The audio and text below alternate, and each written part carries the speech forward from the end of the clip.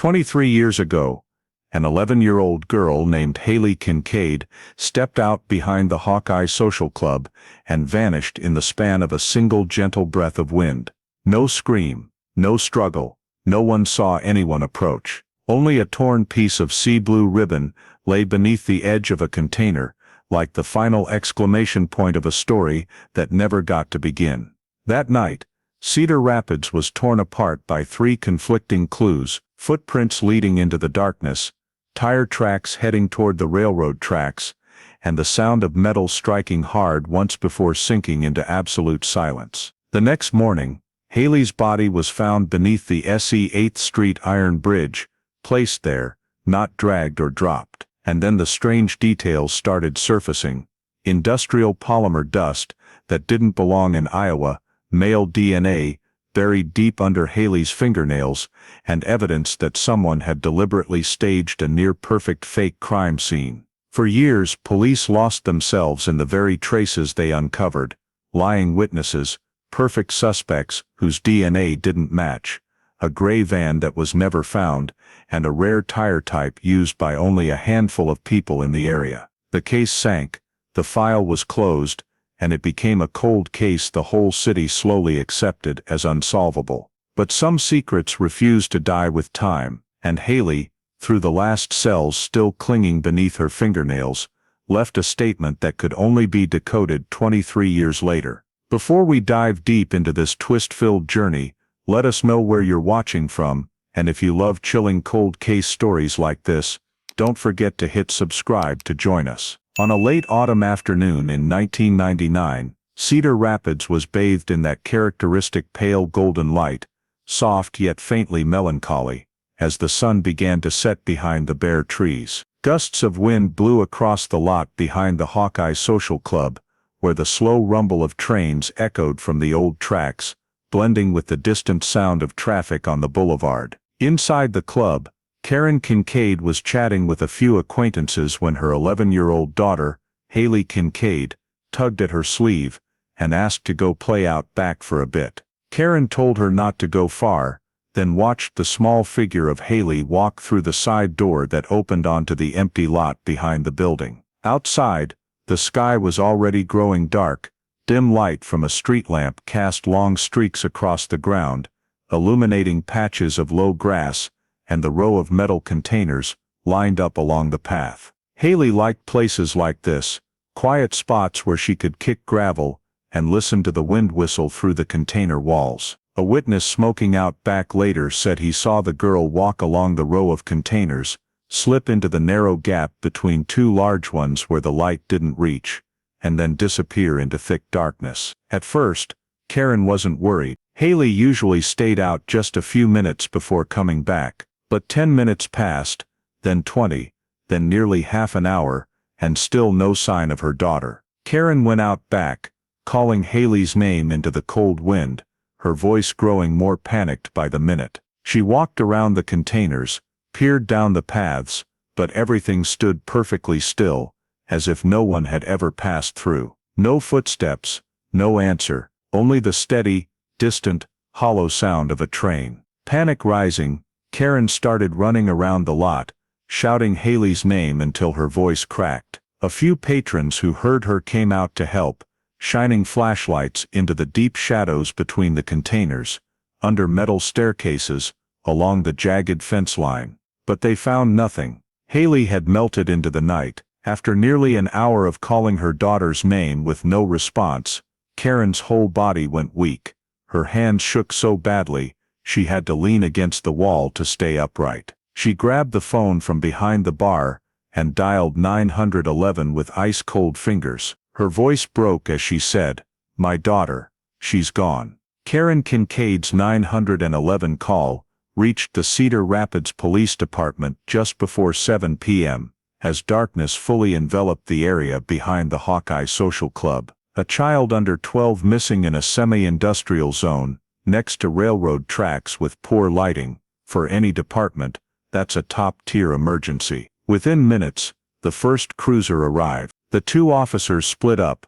One stayed to calm Karen and take a detailed description of Hailey Kincaid, while the other swept a flashlight across the row of containers where the girl was last seen. Seeing the terror in Karen's eyes, no one wasted time. A temporary scene commander was quickly assigned. He immediately ordered the search radius expanded to 1.5 miles, covering the tracks, container yards, old warehouses, and footpaths leading into the industrial buildings behind. It had to be done fast. One delayed hour in night due, or passing vehicles could erase any trace. The K9 unit was called in and arrived within 20 minutes of the missing person report. The first tracking dog, Riker, was given a scent article from Hailey's jacket left in her mom's car. Karen stood a few yards away, hands clenched tight, eyes locked on every move the dog made as it strained at the leash and headed straight for the dark row of containers. At the same time, officers set up 2 high-powered floodlights on top of patrol cars. The intense beams swept the ground, revealing flattened grass, ripples in the dirt, and disturbed patches that suggested someone or something had just passed through. The mood grew heavy. Wind carried a chill off the tracks, blowing through the hollow metal containers and producing an eerie, elongated sound. A young officer checked every rear door of the club and every gap for signs of forced entry. Everything was intact. That reinforced the initial account. Hailey had walked out back on her own and vanished there. To cover every possible escape route, police began mapping all exits from the lot.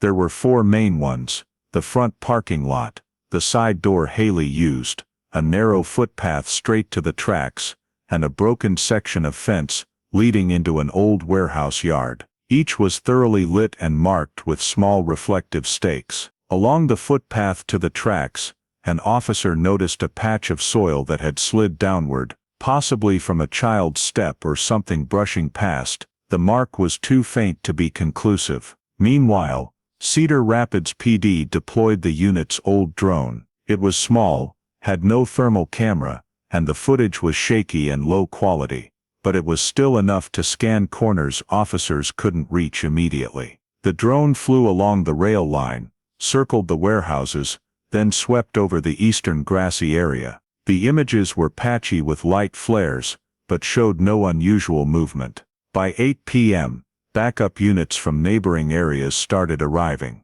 Flashlights, tracking dogs, and constant radio chatter turned the once quiet, empty lot behind the club into the center of an urgent search operation. One team began knocking on doors at nearby businesses, auto shops, warehouses, small diners, asking if anyone had seen Hailey. Another team was assigned to walk the tracks north and south in a wide arc to make sure nothing was missed. Karen, comforted by a female officer, refused to leave her spot near the side door. She clutched Hailey's little jacket like the last piece of memory she had left. She looked up hopefully every time the radio crackled, but every report was the same. No clear sign, no movement, no little girl. The longer it went, the heavier the dread became. When the clock passed 9 p.m., the scene commander made the official assessment.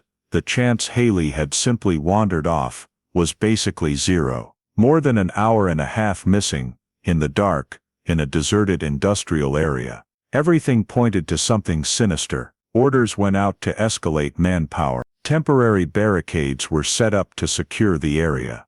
Patrol cars kept their lights sweeping the container corridor, illuminating every tree trunk and every tiny patch of shadow. Amid the harsh white light and hurried footsteps, a grim realization quietly spread among the searchers. Hailey hadn't just gotten lost. The darkness behind the Hawkeye Social Club had swallowed her too fast, too cleanly, and far too silently to be an accident. Night still hung thick over Cedar Rapids as the search team swept the ground around the Hawkeye Social Club. Floodlights carved long beams through the thin fog and stirred up the cold dust on the surface. Everyone knew the first night is always the most critical. If Hailey left any trace, it would be somewhere in these silent patches of darkness. The K9 handler's dog started pulling hard toward the back of the club, into the narrow space between the metal containers and the path leading to the railroad tracks. Right there, Investigator Hawkins spotted the first set of footprints. Small, light, evenly spaced, exactly the size of an 11-year-old girl. They headed toward the row of containers. The ground was still soft from rain 2 days earlier, making each print fairly clear. They matched the witness statement perfectly. The person who saw Hailey walk between 2 containers before disappearing. The footprints stopped at a specific spot between a red and a green rusted container. There, in the beam of a flashlight, the team spotted something tiny but impossible to miss in the dark. A piece of sea blue ribbon wedged under the container's edge. The color and width matched the ribbon Karen said Hailey had tied in her hair that night. Sutter picked it up with tweezers, sealed it in an evidence bag, and exchanged a look with Hawkins. Both knew what it meant. Hailey had definitely come this way, but she hadn't kept walking willingly. As the team moved deeper into the narrow gap between the 2 containers, they noticed unusual disturbances in the dirt. Some light drag marks, as if someone had been pulled or lost balance. Not clear enough to prove Hailey was knocked down, but enough to convince police there had been some kind of struggle. The gap was less than 3 strides wide, quiet and secluded, the perfect spot for someone to grab a child without being noticed. Meanwhile, the lighting team expanded the search perimeter. At the eastern edge of the container yard, near the path to the tracks, Sutter found another set of prints, larger, heavier, longer strides. They overlapped, or crossed the area Hailey had walked through, but headed in a completely different direction. Hailey's prints pointed toward the tracks. The larger prints led back toward a dirt road that connected to an abandoned parking lot. Sutter was baffled. 2 separate directions, 2 distinct sets of prints, yet both within just a few yards of each other. What made the investigation even harder was that the ribbon didn't line up with most of Hailey's footprints. The ribbon was near where Hailey was last seen, but the drag marks pointed the opposite way. The large footprints pointed a third way. 3 directions, 3 stories, 3 possibilities, and every one of them made sense in its own way. The K-9 team was now struggling. The human scent was too faint. Cold wind carrying dust, and the smell of rail oil kept throwing the dogs off. Within minutes the dogs were switching directions, and could no longer follow the original trail. That worried Sutter especially. It made it more likely Hailey had been moved that same night. While examining the left container's edge, an investigator found fresh metal scratches. They were long, thin, and angled downward, as if someone had braced a hand or dragged something. Beneath the scratches were a few tiny flecks of fiber stuck to the ground. Technicians collected them immediately, though no one at the time knew those specks would become one of the biggest clues, almost a decade later. The uneasy feeling grew as every new lead pulled the investigation in another direction. A young officer called Hawkins over to look at clear tire tracks in the soft dirt. Narrow, rare treads, not the kind on ordinary family cars. They made a sharp turn right by the footpath, then disappeared toward the tracks, but weren't aligned with either Hailey's prints or the large footprints. Another direction, another puzzle, by around 3 a.m. As the fog thickened, the whole scene had become chaotic with too many possibilities. Hailey's footprints, one direction. Drag marks, another. Large footprints, a third. Tire tracks, a fourth. And the blue ribbon sat right at the intersection of all those paths, almost as if it had been placed there to confuse. Investigator Hawkins stood in the middle of the lot, staring down at the branching trails beneath his feet, like a maze with no exit. Every direction opened a possibility, but none was strong enough to become the main line of investigation. If Hailey had been dragged away, the perpetrator moved too fast or too cleverly to leave clear traces. If she ran on her own, the prints should be continuous, but they were broken. If a vehicle was involved, there should be debris or oil drops, yet the ground was impossibly clean. And the most terrifying part, there was no sign whatsoever that Hailey left the area on her own 2 feet. No running prints, no heavy fall marks, no footprints heading back. Everything ended in the space between those two containers, exactly where the ribbon lay motionless under the flashlight beam. As dawn began to break, the investigators had to face a truth no one wanted to admit. Hailey had vanished in a tight, quiet space that made no logical sense, and the clues left behind didn't add up to a single coherent story. Every clue was a door, but each opened onto a dark hallway, with no way out. And then a new call came over the radio. Body located beneath the SE 8th Street Iron Bridge. No one said another word. The broken clues they'd chased all night suddenly had meaning, and that meaning was worse than anything they had imagined. The next morning, Cedar Rapids lay shrouded in a thin, pale gray mist that draped the tracks and the old steel beams in a thick, chilling gloom. While the search team was still combing the area around the Hawkeye Social Club, a call came in from railroad maintenance workers at exactly 6:12 a.m. The caller's voice shook. "We found a little girl under the SE 8th Street Iron Bridge. I think it's the girl the police are looking for."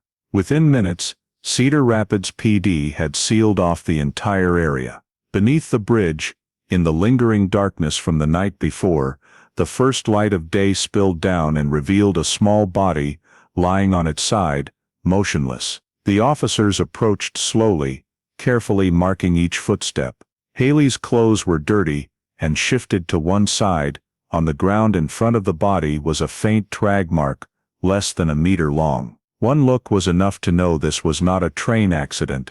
No crush injuries, no blood on the rails, no signs of high-impact trauma. The body had been placed here. What the investigators discovered only reinforced that. The ground beneath the bridge had two standout features: a soil smear that matched the style of the skid mark, found the previous night near the container, a patch of dust on the bridge steel that had been lightly wiped, as if someone had braced a hand to step down. The medical examiner temporarily draped a blanket over Hailey once identity was confirmed. Hailey Kincaid, standing up on the bridge and not allowed to approach, heard the officer's radio call, confirmed. "It's Hailey Kincaid," and her legs nearly gave out beneath her. The scene was quickly established. The forensics team knelt to examine the soil marks with high-powered lights. One technician discovered that the dirt on Hailey's pant legs matched the soil sample collected beside the container the night before, proving Hailey had been moved, or dragged by the perpetrator, through multiple locations before being left under the bridge. To get there, the killer had chosen the least traveled route, the narrow eastern levee path. That told them he knew the area extremely well. When they swept wider, they found two faint shoe prints 2 meters from the body. Large size, not a child's. The prints pointed toward the dry levee bank, where traces were hard to preserve. The fact that the killer had stood there watching, then left, showed he was not in a panic. On the contrary, he was calm enough to check whether the body was exposed. Grant, the veteran detective, looked at the shoe prints, then at the drag mark, and said in a low voice, "Not an accident. This is murder, and he knows how to cover his tracks." Inside the cordoned area, droplets of mist falling from the steel frame made an unpleasant, cold, dry sound. The rails overhead vibrated faintly as a train passed a few tracks away, making the ground beneath the bridge tremble in response. In the dim light, the scene grew heavier: a silent underpass, a tiny body, and scant traces that defied every attempt to piece them into a meaningful picture. When Hailey's body was lifted onto the stretcher, fully covered, and moved to the coroner's van, the entire scene seemed to hold its breath. No one spoke loudly.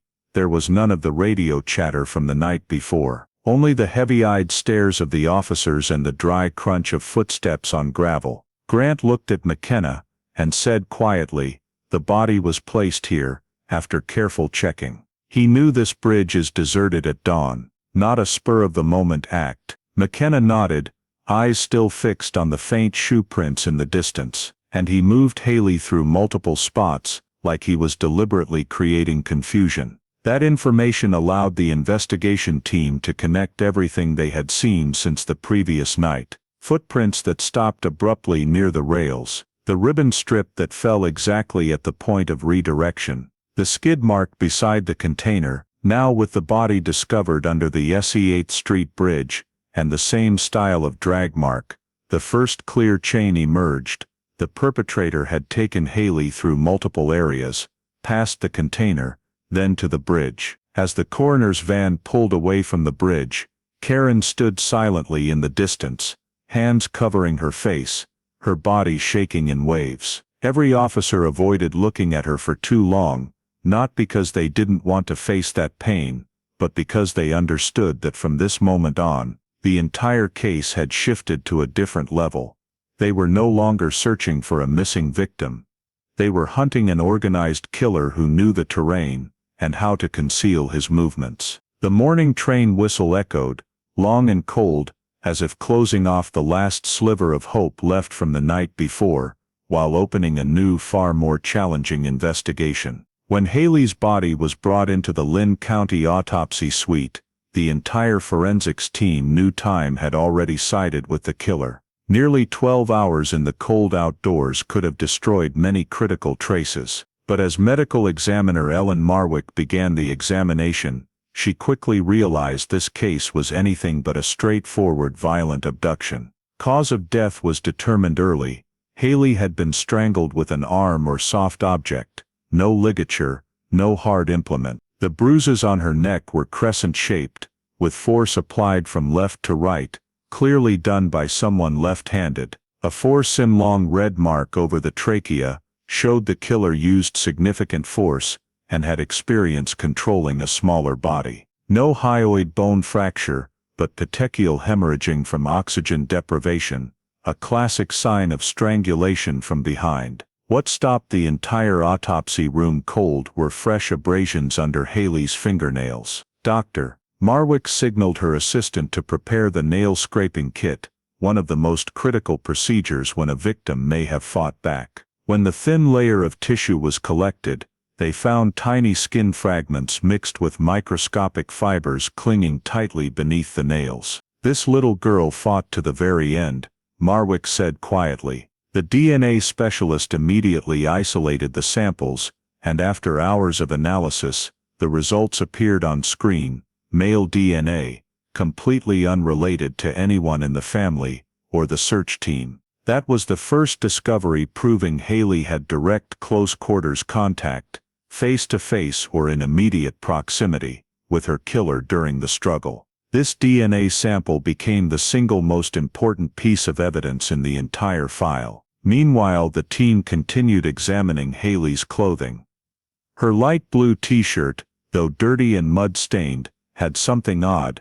Clinging to the surface were several very fine whitish-gray fibers with an unusual polymer structure. At first they assumed ordinary industrial dust, but under the microscope the fibers were flat with an abrasion-resistant coating, nothing like retail clothing fibers available in Iowa at the time. A quick report revealed these fibers came from industrial conveyor belts or drive belts used in warehouses, factories, or logistics centers. This was a crucial detail, but in 1999 materials analysis technology was far too limited to trace it further. Still, it suggested one possibility: the killer worked in an environment involving warehouse technology, manufacturing, or industrial mechanics, not an average local. The bruises on Hailey's arms told a clear story too. Both wrists had been tightly gripped. Then she was carried or dragged a short distance before being placed at the base of the iron bridge. The body staging raised even more suspicion. Hailey had not rolled down the slope to the underpass. Instead, the body showed signs of being carefully laid flat, legs slightly bent, arms naturally folded, clothing not excessively pulled. The killer had not fled in panic. He had staged the scene to resemble an accident or dragging by external force. Notably, the mud on the back of Hailey's pants did not match the mud under the bridge where she was found. Color, moisture level, and soil composition were completely different. This forced the medical examiner to conclude that Hailey was attacked somewhere else, then carried to the underpass, and placed there. When the preliminary report was finished, Sutter and Hawkins were called in to view the images and results directly. On the screen,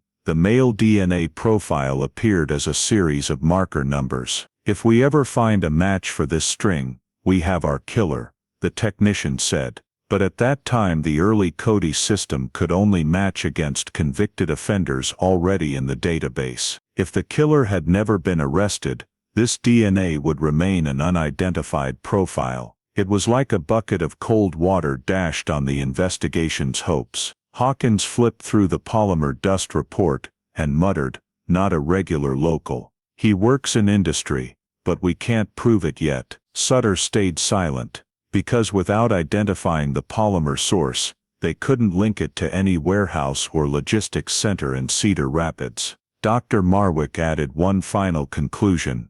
No evidence Hailey had been dragged by a vehicle or struck by a train. No corresponding fractures, no diesel oil from the rails, no long drag marks. It all pointed to one thing. The killer had personally carried the little girl's body to the underpass at a time when it was still dark enough to go unseen. Leaving the autopsy suite, Sutter knew the truth was clearer, yet the investigative path had sunk deeper into shadow. They had DNA but no name, polymer fibers but no source, evidence of staging but no motive, and worst of all, no idea who the killer was, or that he was still living calmly right in the community. The autopsy only answered the first questions. The most important one, who took Hailey Kincaid's life, remained as empty as the dark gap between the two containers where she vanished. Immediately after the autopsy report was handed to Sutter and Hawkins, the investigation team returned to the Hawkeye Social Club area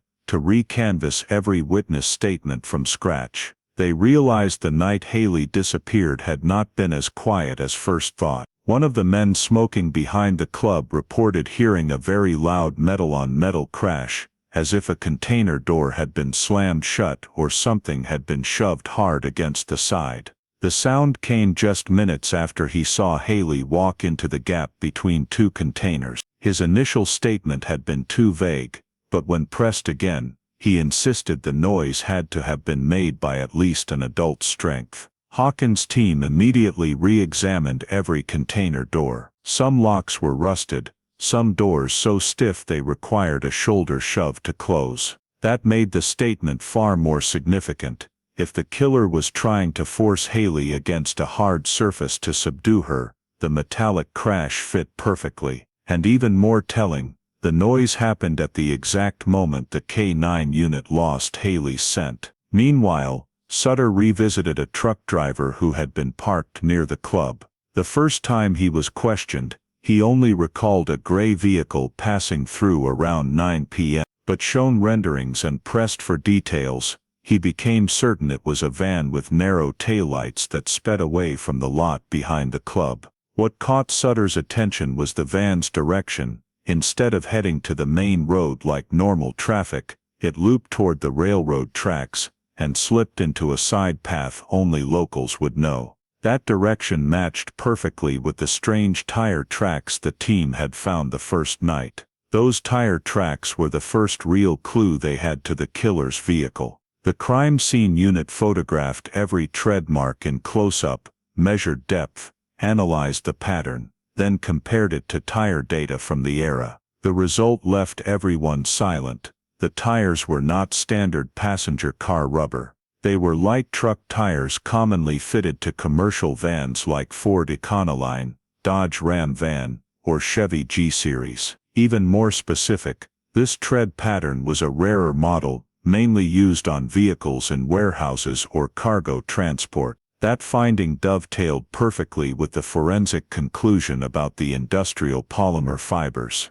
An overlap too big to ignore. A list of matching vehicles was compiled that same night, 37 registered commercial vans within a 5-mile radius of the Hawkeye Social Club in 1999. The team began eliminating them one by one: company fleet vans with paper logs, hospital vans, postal vans, school vans, small business vans. Some were confirmed to be elsewhere when Hailey vanished. Some had wrong tires. Some had replaced tires before the incident. Every elimination added pressure, because the list was narrowing, yet none were a perfect match. At the same time, another witness brought a new and confusing angle. A woman living near the SE 8th Street tracks said that night she heard a strange sound like something heavy being dragged across the ground. The noise lasted only a moment then stopped. The statement hadn't seemed important enough to prioritize,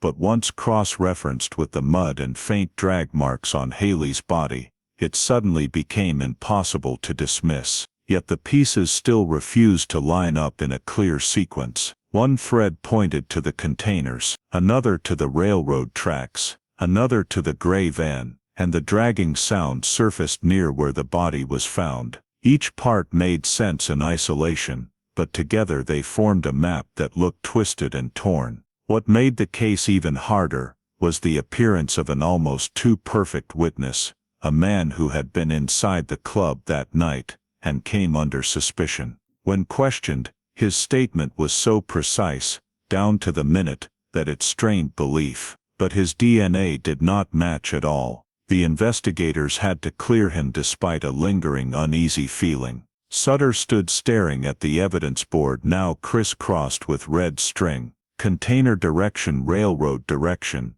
gray van, heavy dragging, sound strange, polymer, rare tire tread. Everything is right, Sutter said. But nothing leads us to the killer. The case's first real clues were like fingers pointing in 6 different directions, each demanding separate resources and investigative paths. They did not yet know that these scattered fragments would nearly a decade later finally snap together into a complete picture.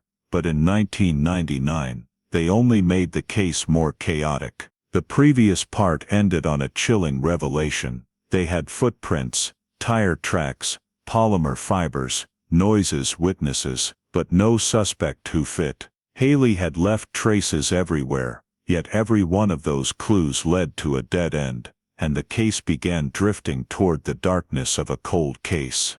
In the first weeks after Hailey Kincaid's death, the Cedar Rapids Police Department threw every resource into the investigation. They believed that just one solid link would make everything fall into place. But every clue, every faint hope they clung to, collapsed one after another, dragging the case deeper into the darkness no one wanted to touch. The initial suspect list, 4 owners of gray vans who couldn't account for their whereabouts the night Hailey vanished, was expected to be the strongest lead. Yet within 2 weeks, it completely evaporated. DNA samples recovered from underneath Hailey's fingernails and on her collar were tested against each man. The delivery driver who seemed nervous during questioning, negative. The mechanic who had recently repainted his van, negative. The man with a history of violence, negative. The owner whose van had a loud engine, negative. With each exclusion, hope eroded a little more. Grant clearly remembered standing next to McKenna when the 4th test result came back. It felt like a heavy iron door slamming shut the moment they reached for the handle. What they had believed was the golden key. The gray van turned out to be nothing more than a shadow they couldn't grasp. Meanwhile, the tire track found near the SE 8th Street Bridge also led nowhere. Technicians compared it to 147 tire samples from vehicles that had been checked, but none matched. The tread was too faint, the impression not deep enough, and the gravel-mixed soil diluted the results even further. The tire size only told them it came from a mid-sized vehicle, hardly helpful in a city where hundreds of similar vehicles were on the road. The possibility that the van belonged to someone from out of state, a passer-through who disappeared, was raised. But in 1999, there were virtually no traffic cameras, no gas stations kept receipts, and no one could recall the license plate of a vehicle that sped by in the dark. The killer had chosen the perfect era to vanish without a trace. Witnesses around the club also failed to provide anything solid. One heard a loud metallic clang, but saw no one. One remembered seeing a flash of a light-colored jacket, but wasn't sure if it was Hailey or some other kid. One saw the silhouette of a tall man walking close to the wall, but couldn't remember a face, a direction, or even which night it was. The statements were fragmented, blurred by dim lighting, and the unreliability of human memory in panic. Grant wrote down every detail, from vague descriptions to overlapping timelines, but every time he tried to piece them together, they scattered like shards of glass from different sets. No direct witnesses, no physical evidence beyond the DNA, no identifiable vehicle. When the investigation expanded to people Hailey knew, neighbors, friends, teachers, distant relatives, they found no plausible motive. Hailey was an outgoing kid with no conflicts, no ties to anyone troubled. There was no connection between her and the industrial world, manual laborers, or anyone who owned an old panel van. If the killer knew her, he hid it masterfully. If he was a stranger, he disappeared too fast. In December 1999, an internal meeting among investigators took place in a heavy atmosphere. McKenna placed both hands on the table, eyes fixed on the caseboard. "We've done everything," he said, voice hoarse. "But nothing connects." No one argued. They all knew he was right. Cedar Rapids PD kept the case officially open for 2 more years, clinging to slim possibilities. A perpetrator arrested in another state, a new DNA profile entered into the system, a witness suddenly remembering a crucial detail. But nothing happened. Hartman and the forensics team didn't get any further either. Technology in 1999 was too limited. They couldn't separate industrial microfibers, couldn't amplify weak DNA to modern standards, couldn't trace the origin of the material stuck to Hailey's clothes. Everything was simply filed away in reports, like puzzle pieces not yet enough to complete a picture. By mid-2002, as new cases piled up and resources tightened, the Hailey Kincaid case was officially moved to the cold case unit. A thin folder labeled Kincaid Hailey, 1999, was placed in metal drawer number 4, next to cases that had been dormant since the 1980s. Grant was the one who filed it away himself. He stood in front of the cabinet for a long time, fingers sliding along the darkened edge of the cardboard. He knew he hadn't failed because of lack of effort. He had failed because the era didn't yet have the tools to catch Hailey's killer. Before closing the drawer, he whispered, not to McKenna, not to his colleagues, but as if speaking directly to Hailey, "We'll be back. One day." But in 1999, that promise had no way to become reality. The Hailey Kincaid case officially sank into silence. A true cold case. Nearly 10 years after the Hailey Kincaid case went silent, the newly formed cold case unit at Cedar Rapids PD reopened the file. In a small meeting room under harsh white lights, the folder Kincaid Hailey, 1999, was placed on the table like an old wound that had never healed. Cold case team leader Sergeant Linnea Porter instructed her unit to do what the 1999 investigators never had time for: peel back every error, every bias, every wrong turn that had led the case away from the truth. The review began with a detail that seemed minor, but carried enormous weight. The gas station security camera, 1 block from the club, had a time code that was off by 17 minutes. The original file stated that no van passed through the area at the suspected time the perpetrator left the scene.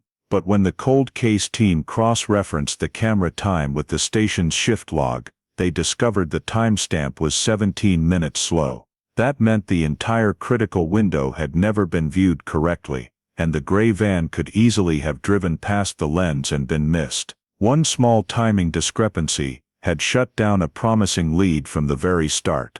The second mistake involved a man once considered the perfect suspect, Eldon K., left-handed, who had worked with industrial materials in Illinois and owned an old gray van that closely matched witness descriptions. He was eliminated because his DNA didn't match. When the cold case team re-examined the results, they found the 1999 sample was too degraded and only partially profiled due to technological limits. Eliminating Eldon had not been definitive, it had been based on crude testing capabilities. Porter stressed, "This isn't proof Eldon is guilty, it's proof we cleared someone too soon." The third misstep came from a witness statement that was dismissed. Marcy Elwood reported seeing a tall man in a beanie walking close to the containers around 7:20 p.m. The 1999 investigators marked it not credible because she was holding a small child and had limited visibility.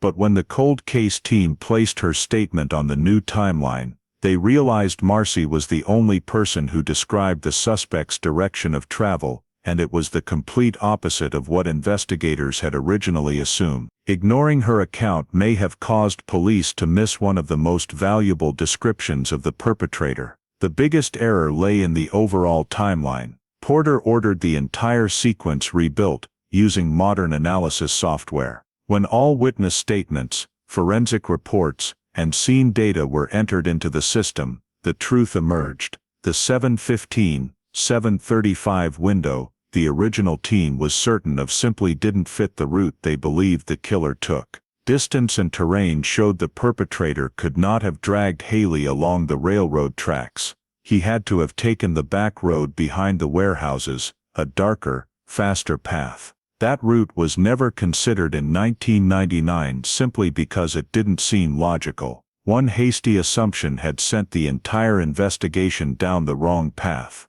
Deeper analysis of witness statements revealed another odd detail. Two witnesses heard a loud metallic clang at times 8 minutes apart. In 1999, investigators concluded it was the same sound misremembered due to panic. Porter realized this could mean the suspect struggled with Hailey longer than assumed, or returned to the container a second time to clean up evidence. Neither possibility had been seriously explored in the original investigation. By the end of the review day, a sobering picture emerged. In 1999, police hadn't failed because of a lack of clues, but because too many clues were ignored or misinterpreted. Weak technology, intense public pressure, a flood of new cases, and too many untested assumptions had caused the investigation to go off track from the very first steps. Sergeant Porter closed the file, her voice ringing clear in the silent room. Before we can find the killer, we have to erase all the old mistakes. Only when we clear the dead ends can forensics have room to work. And that was the crucial first step. The Hailey Kincaid file was finally cleaned of the dust of wrong conclusions, ready for the forensic reinvestigation that 1999 simply didn't have the tools to perform. After the cold case team stripped away all the errors in the old file, they moved on to the scientific journey that stretched through the early 2000s, when Cedar Rapids PD had repeatedly tried to salvage the Hailey Kincaid case with early-generation DNA technology.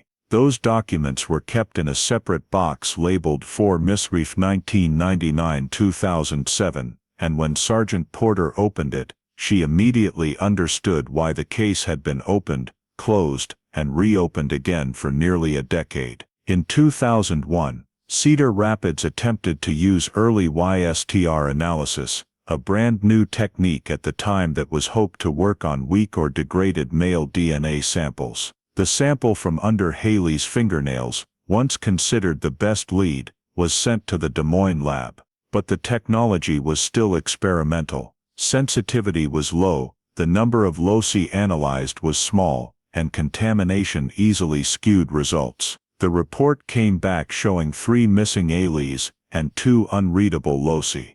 The technical summary was blunt, insufficient quality for legal comparison. Investigators had to accept that the case's most important DNA evidence was still useless. In 2002, another attempt was made. The fingernail sample's genetic profile was reanalyzed using first-generation PCR. But the process only created more noise. A red underline in the report stood out. Possible presence of 2 different DNA samples. That finding once led the team to believe Hailey may have fought 2 different men. But when the cold case unit reviewed the raw data, they saw it was just an artifact of weak technology. Fragmentation and contamination caused some segments to be read twice, creating the illusion of a second contributor. After 3 retests by state and private labs, the final conclusion was only 1 DNA sample existed, but its quality was too poor to build a profile. The 2003-2005 period marked a series of parallel forensic efforts. Investigators sent the soil stuck to Hailey's shoes, hoping to find distinctive minerals that could pinpoint where she had been dragged. But soil composition around Cedar Rapids was too uniform across a wide radius. The mineral analysis only produced vague results. Fine sand, stone dust, low calcite content, nothing specific enough to narrow a location. At the same time, the lab examined the gray industrial fibers on Hailey's clothing, fibers the 1999 teen thought were key, because they weren't from Iowa. But microscopy at the time could only identify them as synthetic. Origin was untraceable. The report concluded, cannot source. DNA too weak, fibers unusable, and touch DNA on Hailey's collar and wrists was virtually unreadable with early 2000s technology. The lab wrote, epithelial cell indicators present, but below analytical threshold. One sentence that slammed the door on hope for the entire investigation. In 2006, when the U.S. began using the expanded CODIS DNA database, Cedar Rapids submitted every sample related to Hailey for a Hail Mary search. But offender employee and surveillance databases were still incomplete. The sample amounts were too low, and there were no hits. Once again, the case was stamped, no new leads, and closed by year's end. In the final 2007 report, the supervising major wrote, the Kincaid case does not lack evidence, it lacks technology. The DNA samples are valuable, but not strong enough. Fiber and mineral testing have not reached modern standards. We will reopen when science takes another step forward. Sergeant Porter read those lines with a mix of disappointment and urgency. Those early futile scientific efforts, despite failing, had ensured the evidence was carefully preserved. Hailey had not been forgotten. She had simply arrived too early for what science could do. From 2001 to 2007, the case was opened, closed, and reopened again and again, as if Cedar Rapids PD were fighting against technological helplessness. And though none of those efforts produced a breakthrough, they laid essential groundwork for the forensic leap that would only come nearly 2 decades later. And in 2007, the Hailey Kincaid case once again returned to the cold case list, silent, lying there, waiting for science to catch up with the injustice done to an 11-year-old girl who vanished and was murdered on an autumn night in Iowa. Nearly 10 years after Hailey's death, her case file still sat in a corner of the Cedar Rapids PD evidence archives, gathering dust just like the hopeless clues the police had once collected. But in 2008, when industrial materials analysis technology entered a new era, Detective Hawkins suggested something no one had previously thought worthwhile. Resubmit every single polymer fiber recovered from Hailey's clothing to the Advanced Materials Lab in Des Moines. Those fibers had once been dismissed as ordinary warehouse dust too generic to trace, yet persistence forced them to try again. The lab specialists used a new generation scanning electron microscope, SEM, capable of magnifying samples enough to reveal the microscopic structure of each polymer layer. When the images appeared, they immediately realized these were not ordinary dust fibers. They were flat, coated with an anti-friction layer, and highly elastic, exactly the material used in heavy-duty industrial conveyor belts. But what caught everyone's attention most was the additive composition in the polymer. This specific type was only found in a small number of imported conveyor belts distributed to automated warehouse systems in the Midwest United States between 1996 and 2001. Not every warehouse used them, only facilities running heavy-load distribution machinery. The preliminary conclusion was a direct blow to the Cedar Rapids PD's original assumption. The killer was not someone who happened to be there, nor a transient. He very likely worked in logistics, cold storage, machinery operation, or industrial assembly lines. And even more crucially, this polymer was not manufactured in Iowa. It came from out of state. That meant the killer could be someone who traveled across state lines or had come to Iowa for seasonal work. Hawkins and Sutter called an emergency meeting. For years they had been searching for a local perpetrator. Now the case might be completely different. The killer walked into Cedar Rapids from outside the state, worked seasonally, committed the crime and vanished. That explained why every local lead had gone nowhere. They had been looking for someone who didn't belong here. The lab continued deeper analysis using Raman spectroscopy and FTIR infrared spectroscopy to trace the manufacturer. After several weeks, they narrowed it down to 3 companies that produced conveyor belts with this exact polymer.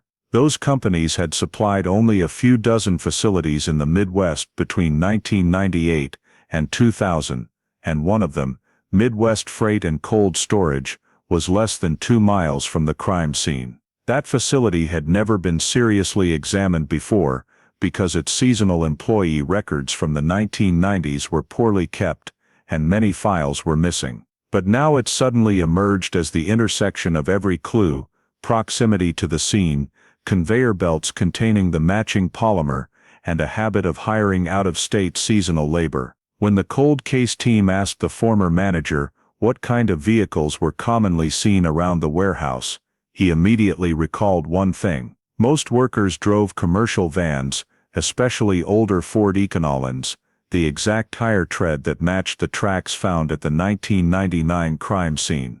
Pieces that had been scattered for 10 years suddenly connected.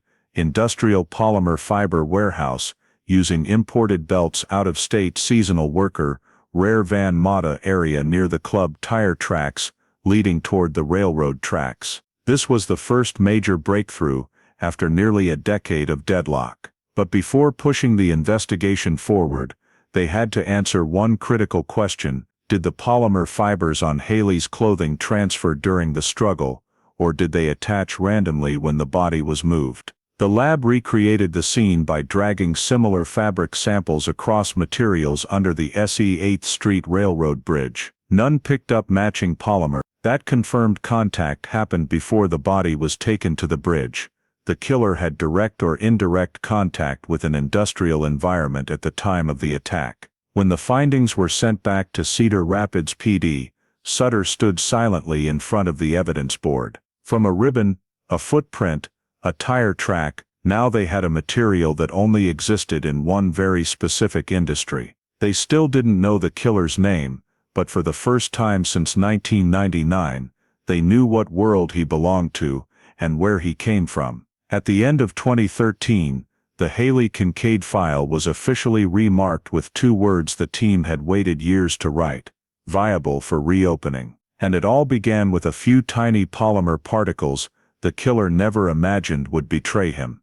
A silent trace powerful enough to break nearly 10 years of silence in the case. Once the Hailey Kincaid file was marked viable for reopening, the Cedar Rapids PD Cold Case Unit entered a phase of evidence reprocessing, something early 2000s technology had been incapable of doing. Starting in 2014, samples sealed for 15 years were moved to a new storage facility that used modern lyophilization, freeze-drying to stabilize biological tissue. Fingernail scrapings, fabric swatches, polymer dust, and the navy blue ribbon were all reprocessed from scratch, removing moisture, preventing further decay, and ensuring no cross-contamination from the old bags. When technicians opened the bag containing the ribbon, they discovered a small amount of epithelial cells stuck near the edge that previous equipment had missed. New generation micro-sorting technology allowed them to separate cells by size and shape, removing all of Hailey's tissue and keeping only suspected perpetrator cells. But the first run still yielded heavily mixed, degraded DNA due to time and the harsh 1999 environmental conditions. It was not enough for CODIS. Meanwhile, the polymer dust was re-examined with an upgraded FTIR spectrometer that could separate polymer layers by decomposition temperature. Results confirmed what the 2013 lab had found. This was an extremely rare polymer used in imported industrial conveyor belts at only a handful of Midwest warehouses between 1998 and 2001. It had not volatilized or deformed in 15 years, proving it transferred to Hailey's clothing during the attack, not while moving the body. Still, polymer couldn't identify the killer. It only reminded the team they were on the right track. The forensic team kept working on the fingernail evidence, the most important sample. The original 1999 extraction had only been strong enough to confirm male DNA, but too weak for deeper analysis. Using laser capture microdissection, LCM, technicians removed necrotic tissue and separated foreign skin cells that had contaminated the sample during earlier handling. After multiple attempts, they obtained a clearer DNA segment, but it was still under 20% of the genome. Not enough for CODIS, not strong enough for genetic genealogy modeling, and not suitable for pedigree work. Even so, the small improvement gave Sutter and Hawkins hope. They knew technology was advancing fast, and if they could just keep the samples clean, the day would come when they could identify the killer. But between 2015 and 2016,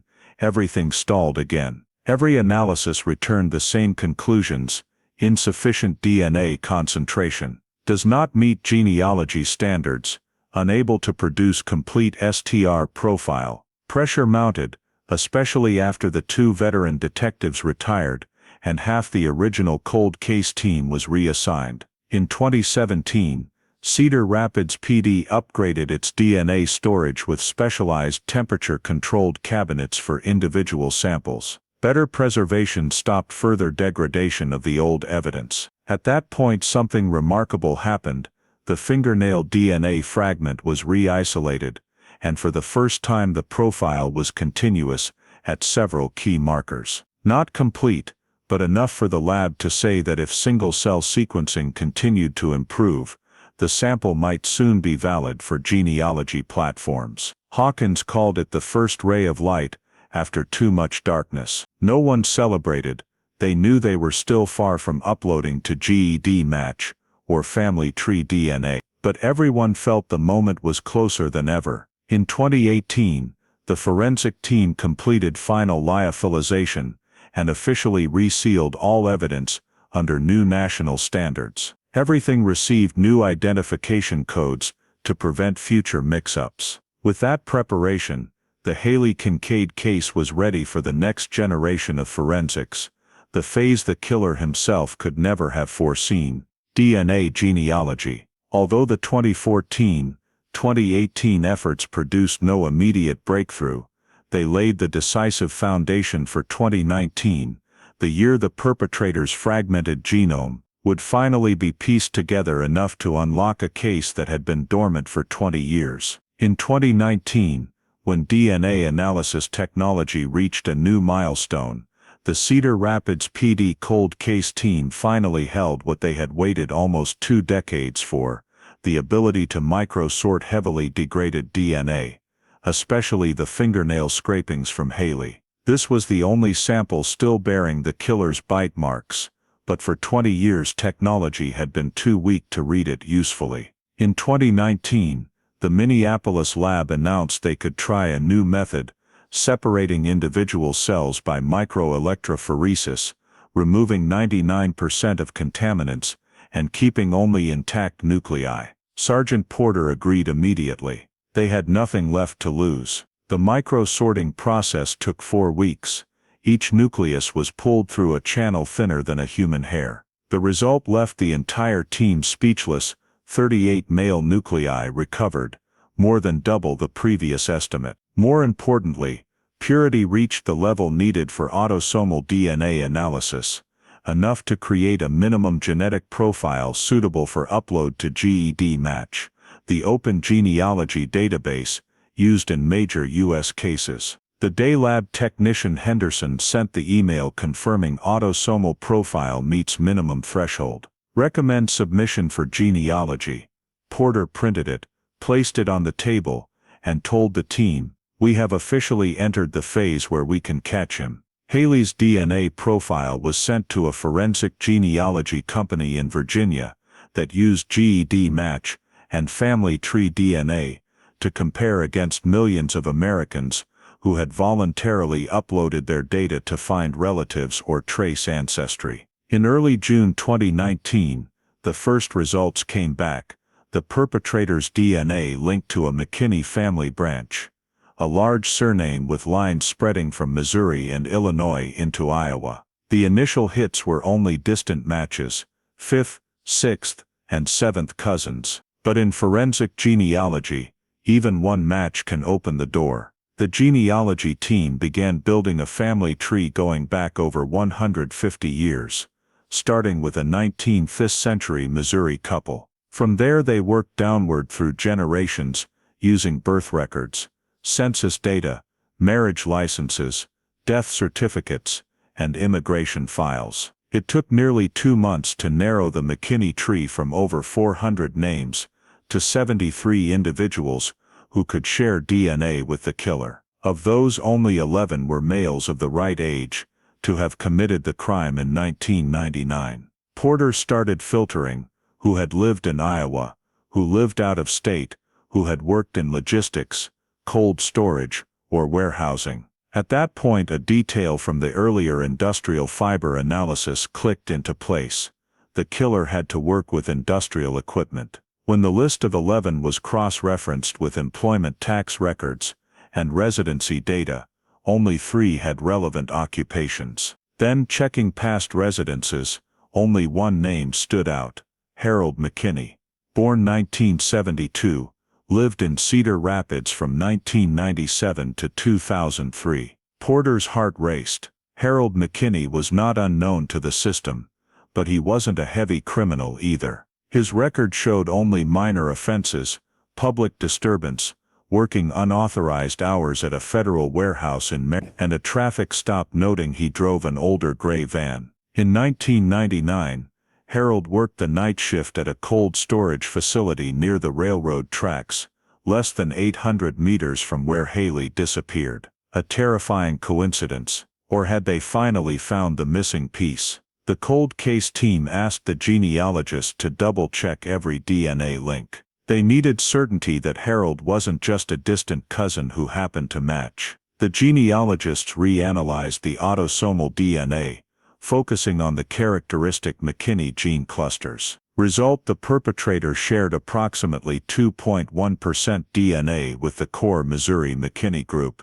equivalent to a third or fourth cousin. That narrowed the suspect pool to 2 brothers born in the same generation. One lived in Tennessee, the other was Harold. The brother in Tennessee had never been to Iowa and had no history in heavy industry. Harold had everything: location, occupation, vehicle, and now the genealogical link. In October 2019, Cedar Rapids PD filed a court request for covert DNA collection from Harold McKinney. The investigation entered a new level. Porter knew that once they obtained Harold's DNA and compared it to the fingernail evidence, this 20-year-old case would turn the page, to the first page where they finally had a real suspect, not a guess. And most importantly, it all began with DNA genealogy, a technology that didn't exist when Hailey was murdered. After 2 decades, the seemingly hopeless archive had finally opened its first door. The moment of pursuing the killer had never been clearer. As soon as the name Harold McKinney surfaced from the DNA genealogy analysis, Sergeant Linnea Porter knew they had to do what the 1999 investigative team had never managed to do: reconstruct every single movement Harold made in the days before, during, and after the day Hailey disappeared. Not based on hunches or professional instinct alone, but on a rock-solid timeline backed by data, documents, receipts, and traces of everyday life. The sweep started with Harold's old employment records from when he worked seasonal shifts at Parkway Cold Storage, a refrigerated warehouse just 1.6 miles from the crime scene, far enough that no one would notice, close enough that someone could move through the dark without raising suspicion. The old record showed Harold worked rotating shifts, some weeks afternoons, some weeks nights. At the time of Hailey's disappearance, October 1999, Harold was on third shift, 22 o'clock to 6 o'clock, but in the punch clock logs, the cold case team spotted an anomaly. On the night of the murder, Harold clocked in 42 minutes late. Being late for work isn't unusual, but when that 42-minute window fell squarely inside the time frame, when Hailey vanished and her body was moved to the dump site, the whole team went cold. Porter ordered a deeper dive into Harold's movements across the 5 months surrounding the murder, July through December 1999.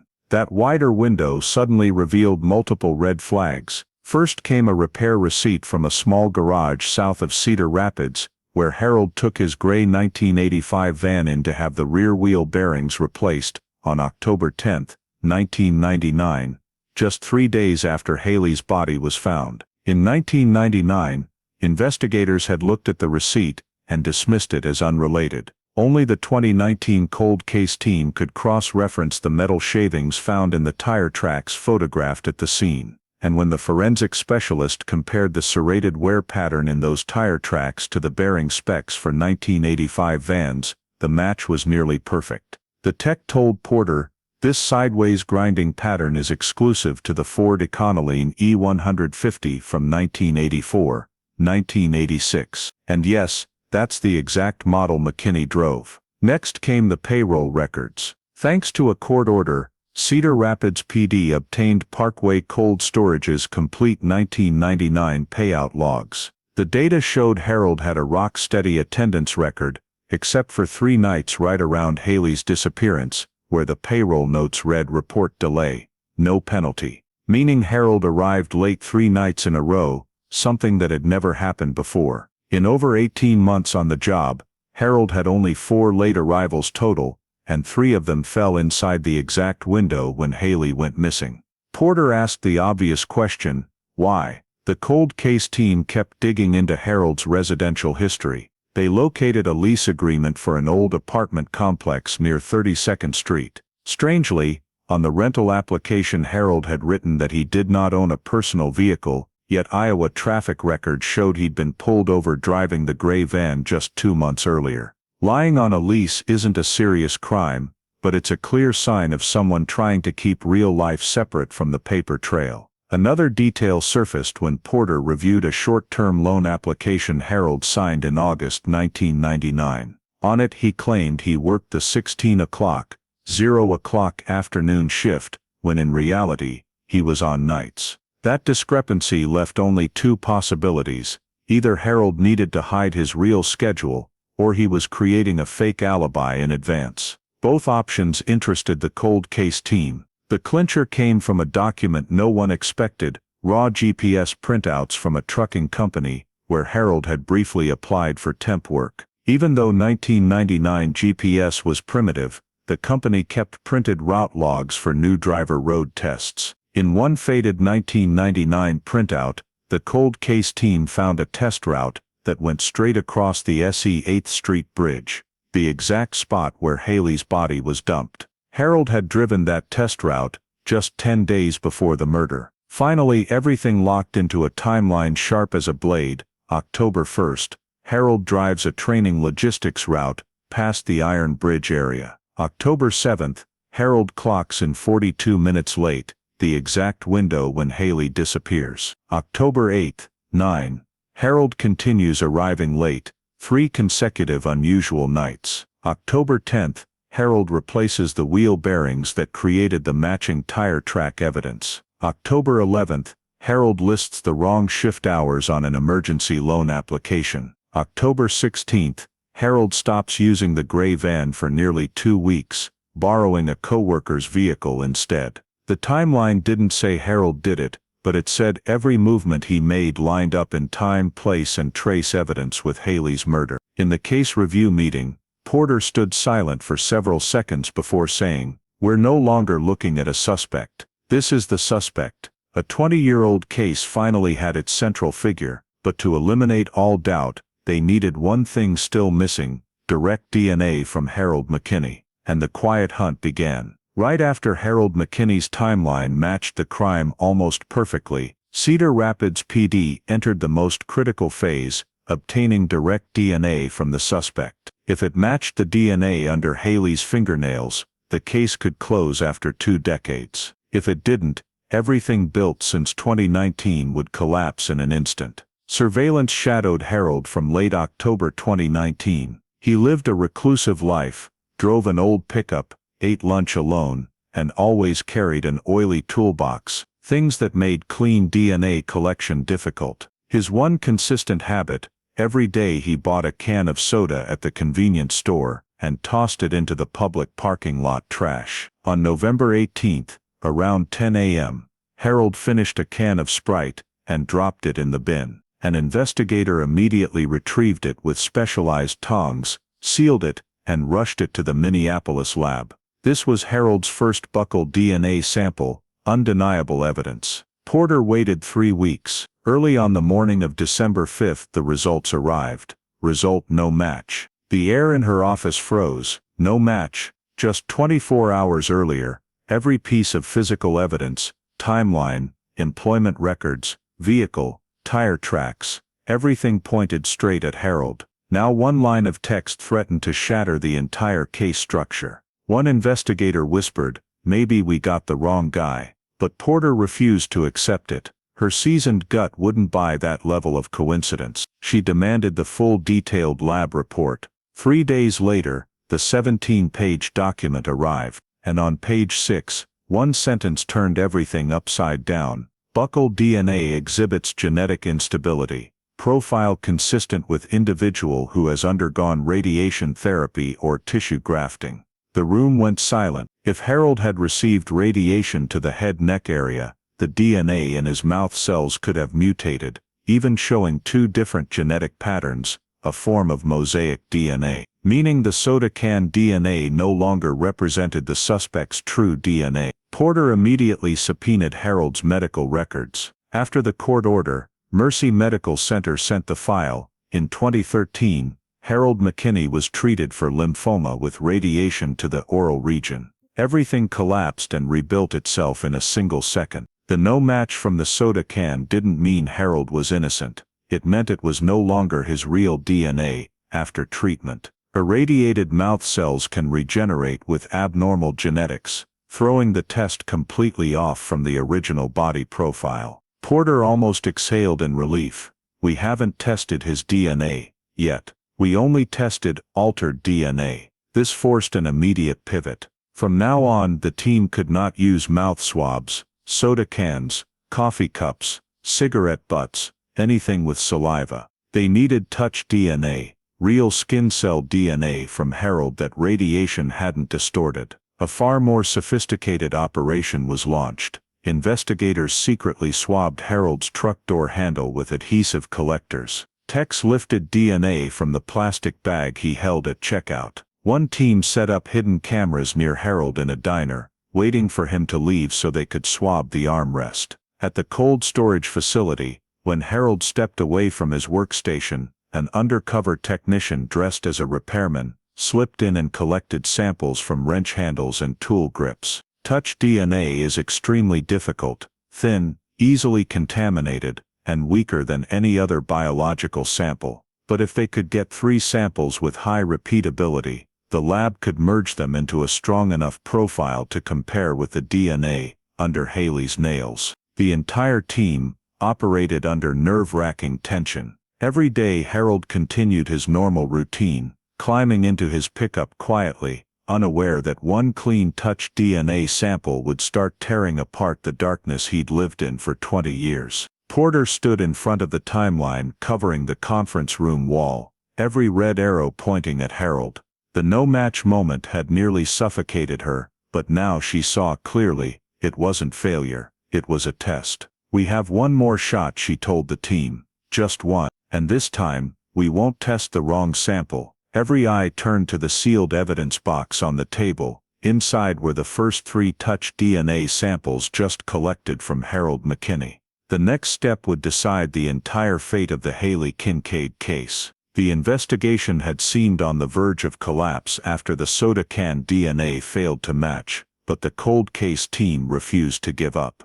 They now knew McKinney's medical history made oral DNA unreliable. There was only one path left: fine touch DNA, the microscopic traces left on objects he touched daily. Because McKinney usually wore thin rubber gloves at the warehouse, the team watched his habits for days, waiting for moments he used his personal truck barehanded. One humid Alabama afternoon, McKinney walked out of a pump repair shop, opened his truck door with bare hands, and tossed his gloves onto the back seat. That was the moment Sutter had been waiting for. As soon as McKinney walked into the gas station, the Iowa team moved in. using specialized equipment to swab the door handle, window edge, and metal trim, the spots that retain skin cells best. The entire collection took under 40 seconds, precise and invisible. The samples were flown back to Cedar Rapids within 12 hours. The lab worked through the night. When the technician finished separating the micro-fragments and the graph appeared, they could barely breathe.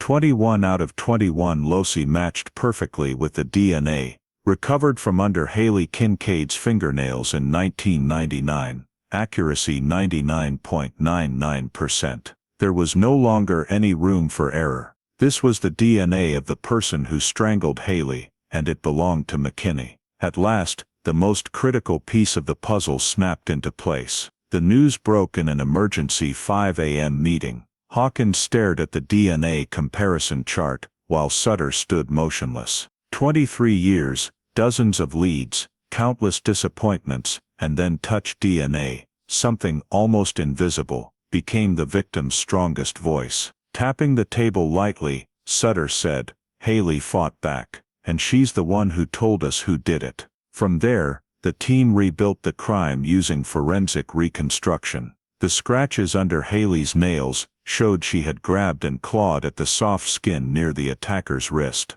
That matched the DNA location. The strangulation hold was determined to be left arm from behind, consistent with the left-handed suspect profile in the autopsy report. Drag marks to the dump site under the iron bridge matched McKinney's height and arm reach. Industrial polymer dust on Hailey's clothing matched the warehouse environment where he worked seasonally. Even the travel time from the Hawkeye Social Club to the body dump site fit perfectly into the 27-minute gap in McKinney's 1999 timeline. One of the strongest links remained the vehicle, the rare tire tread, a pattern used primarily on 1997 Ford Econolines.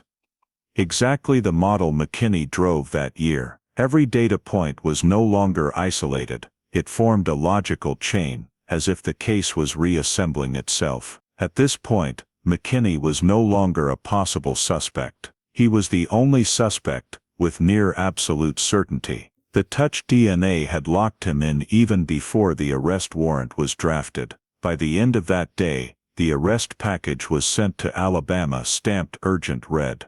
But before signing, the lead investigator paused, hand resting on the stack of files that now felt like a boulder spanning 1999 to the present. No one in the room spoke, but everyone understood this moment was the biggest turning point in the case. The rest was simply bringing McKinney into the light. From a trace smaller than a dust speck on a truck door handle, the full portrait of Hailey Kincaid's killer finally emerged. Touch DNA, the trace the killer thought was harmless, became the undeniable verdict for Harold McKinney, after 23 years hiding in the dark.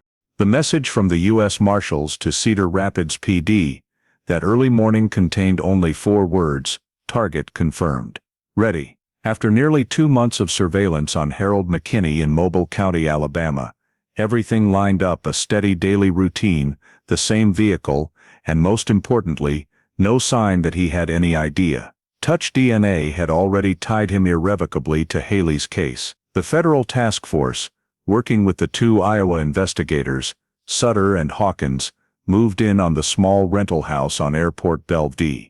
The Alabama sky was thick gray, strong wind whipping red dust off the road. When McKinney stepped out the door, holding his toolbox and truck keys, 3 marshals' vehicles instantly blocked every exit. He froze, his face draining of color the moment he saw the gold badges flash. "Harold McKinney, you're under arrest on an Iowa warrant," a marshal announced loudly. McKinney didn't resist. He only stammered, What is this about?" No one answered. That was the moment the U.S. Marshals always call the moment of recognition, when a suspect realizes his life of freedom is over. In the temporary interview room at the Mobile County Sheriff's Office, McKinney tried to stay calm, but his first answers already betrayed panic. When Hawkins asked about 1999, he claimed he was never in Iowa at that time. When Sutter slid across payroll records, proving he worked the night shift at a Cedar Rapids warehouse, the exact day Hailey vanished, McKinney instantly switched stories. I only worked a few short shifts. I don't really remember. Sutter pushed another photo across the table. Repair receipt for McKinney's Ford Econoline van 3 days before Hailey's body was found. You remember this one, right? No answer, just eyes shifting away. Asked why he abruptly left Iowa in 2000, McKinney said he wanted a fresh start, but couldn't explain jumping through 4 different states in the next 3 years. Little inconsistencies appeared like holes in a net he once believed was perfect. The deeper the investigators pressed, the more rattled he became. But what truly stunned the team wasn't his statements, it was the search of McKinney's personal storage unit in Mobile. The old unit sat behind a gas station, month-to-month rental, no name on the contract, no long-term lease. The marshals cut the lock while McKinney was already cuffed and gone. Inside, a few cardboard boxes, a wooden shelf, and a dusty metal table. Then Sutter spotted a moss-green box and stopped cold. When they opened it, they found evidence that should have vanished in 1999,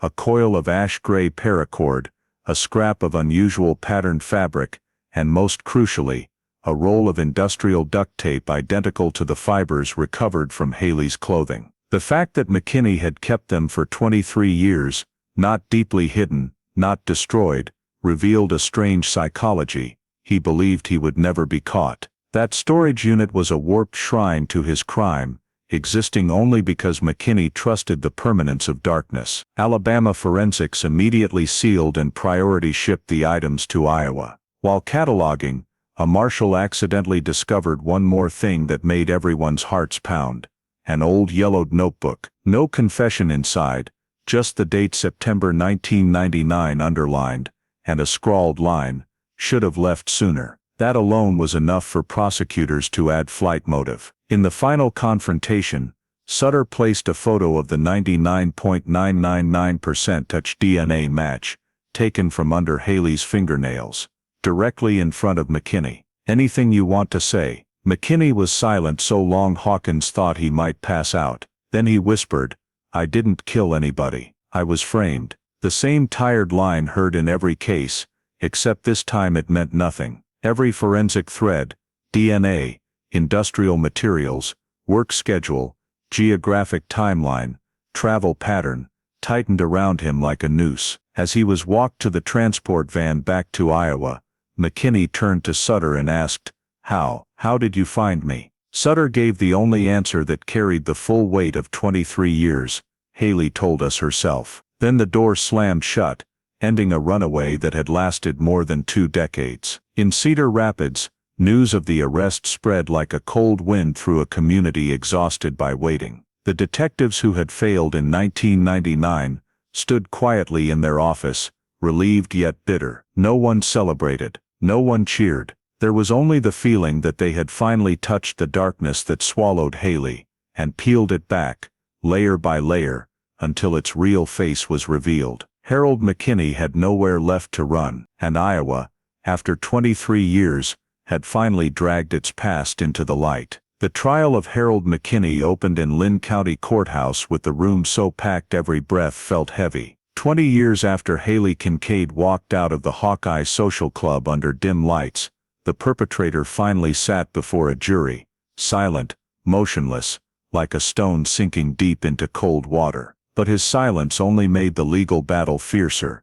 The entire case revolved around touch DNA, and especially DNA genealogy, a field still controversial in the American justice system. McKinney's attorney, Mark Tilden, opened by arguing that genetic genealogy was an invasion of privacy, that police had tracked innocent people to work backward to a killer, and that using GED match was unconstitutional. He tried to paint the genealogy results as vague and unreliable. While Tilden spoke, Harold sat motionless, eyes on no one, but his shoulders drew in slightly, a tiny sign that fear was seeping into his veins. Prosecutor Rebecca Holt rose to counter with a calm but ice-cold voice. She explained that GED Match is a public open database, where users voluntarily upload their DNA to assist investigations. No legal barriers were crossed, no data was hacked. Genealogy was only the first step, a directional tool,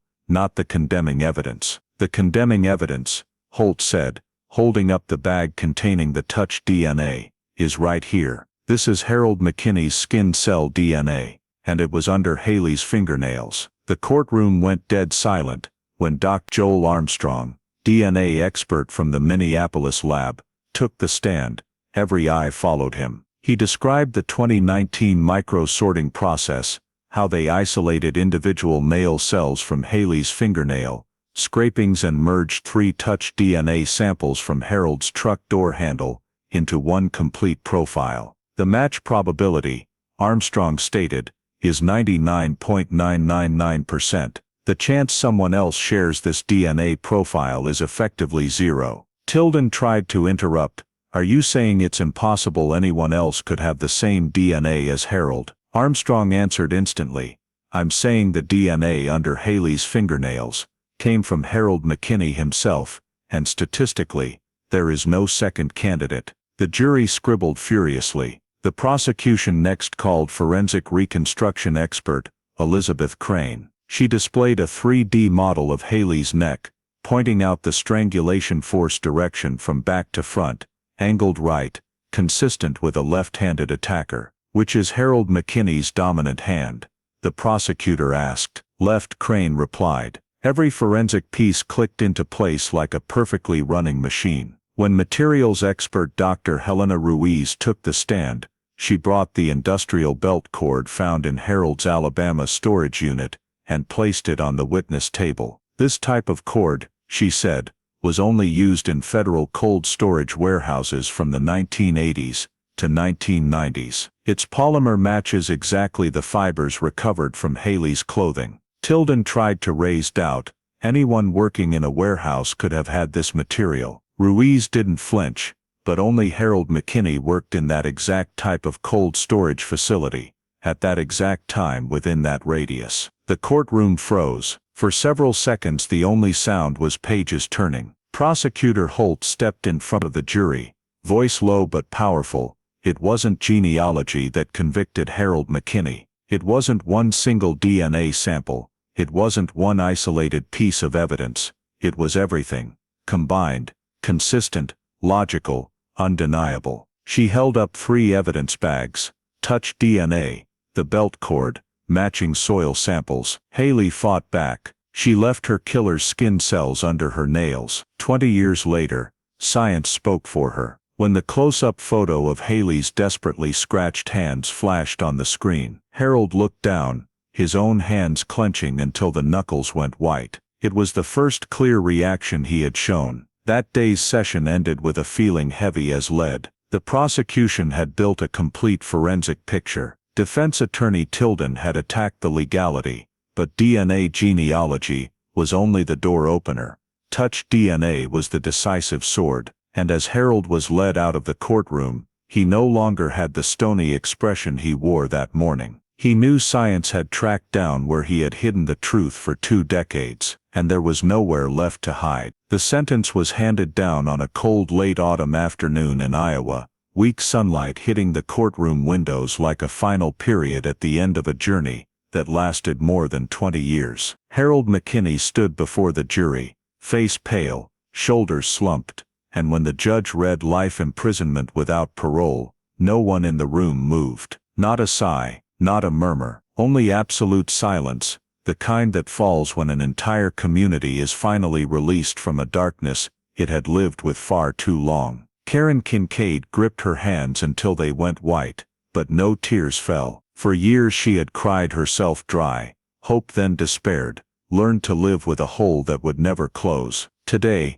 hearing Harold McKinney sentenced to life, she only nodded slightly, like someone finally placing the last brick on the grave of something that had tormented her for 23 years. She felt no joy, only a fragile peace. Prosecutor Rebecca Holt stepped outside to face the press with a calm voice, yet every word carried the weight of years of persistence. "This is not just a sentence for McKinney. This is a sentence for the original mistakes, and a declaration that science can restore justice, no matter how late." The mistakes of 1999 were revisited like scars Iowa had to face: a surveillance camera with wrong timecode, throwing police off by 17 critical minutes; a perfect suspect. Pursued too long despite non-matching DNA. Witness statements undervalued.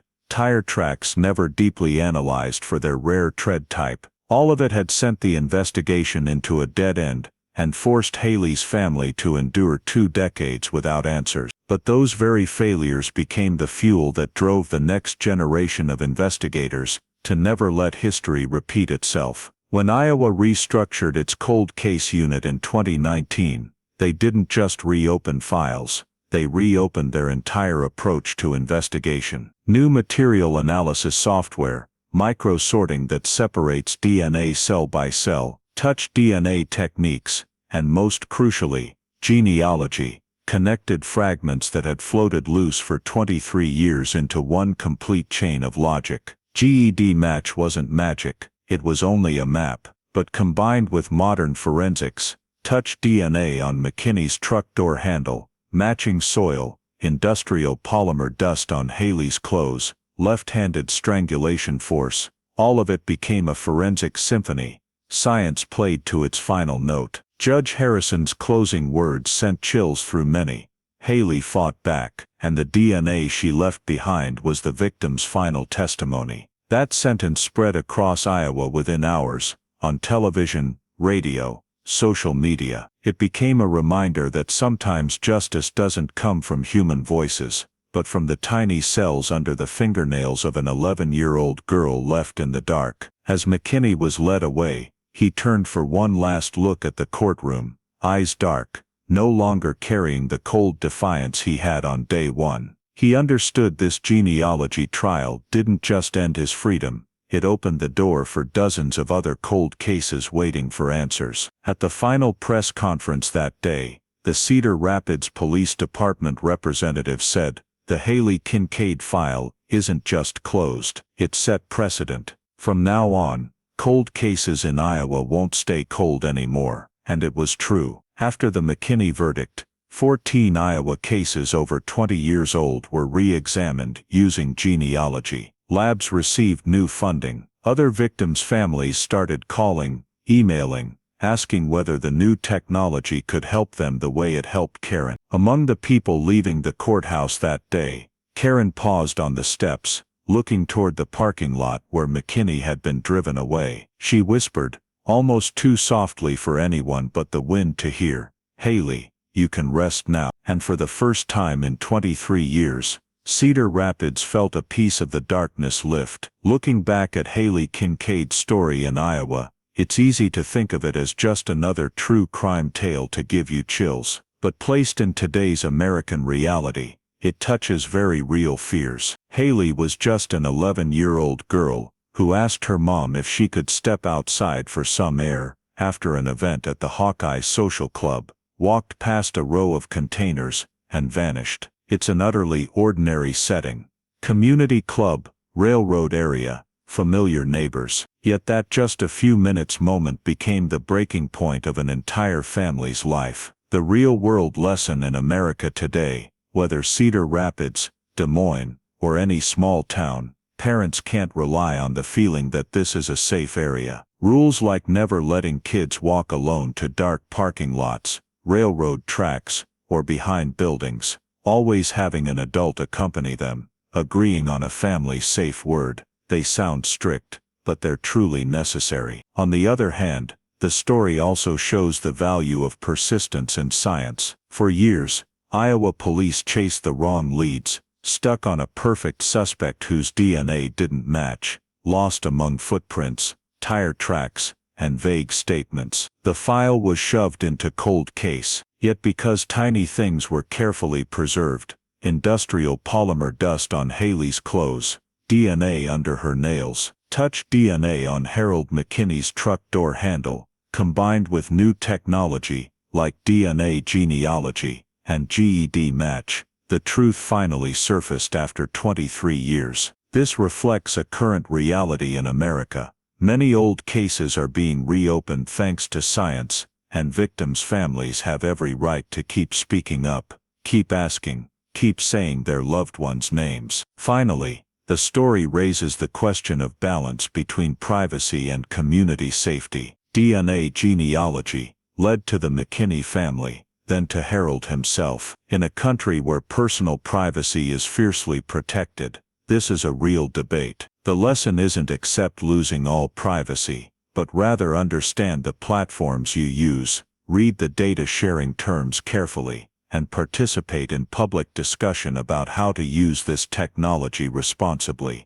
so it can protect victims while still respecting citizens. Hailey is never coming back, but her story reminds us, child safety isn't a feeling, it's a system of habits, rules and technology used responsibly. And justice, even when it comes late, still requires the stubborn persistence of families, communities, and people in the justice system who refuse to give up. If you'd like to keep following these determined case-breaking journeys, like Hailey Kincaid's, please hit subscribe so you don't miss any story. Thank you for watching to the end. See you in the next video, where we continue bringing light to files once covered by darkness.